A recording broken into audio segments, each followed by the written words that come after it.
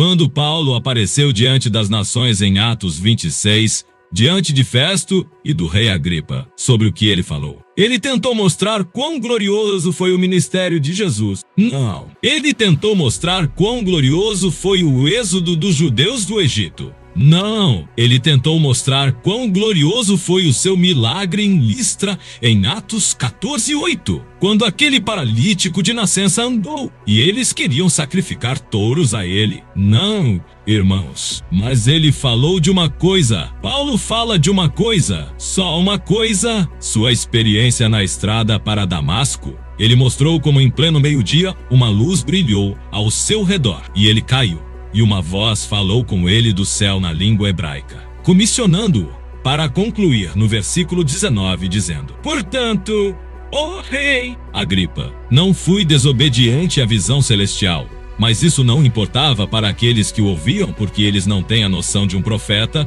No versículo 24, Festo disse: Enquanto dizia isso em sua defesa, Festo disse em alta voz: Você está louco, Paulo. Eles disseram a si mesmos: Mas do que ele está falando?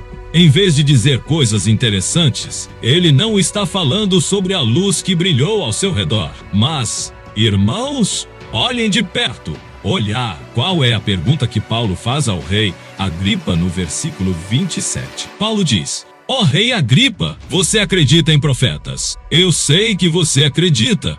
Paulo quer dizer que ele tem o chamado de um profeta. E com base nesse chamado, quanto a Moisés, diante da sarça ardente, eles devem acreditar nele. Paulo quer dizer que se o rei Agripa acredita em profetas, ele deve saber que esse chamado é o chamado de um profeta de Deus. Mas a razão pela qual as nações amam os pastores, que as lideram com inteligência e força humanas, em vez de um profeta, é que elas sempre tiveram imperadores, faraós, reis, presidentes e chefes de chefes, pessoas acima deles, pessoas sensatas e inteligentes do tipo pastor. Eles não têm a noção de um profeta, mas isso não os desculpará diante de Deus. E isso foi levado às igrejas. No entanto, o maior sacerdote que Deus enviou à terra é Arão. E Arão é o tipo dos 4 ministérios de Efésios 4:11. Isto é, um apóstolo,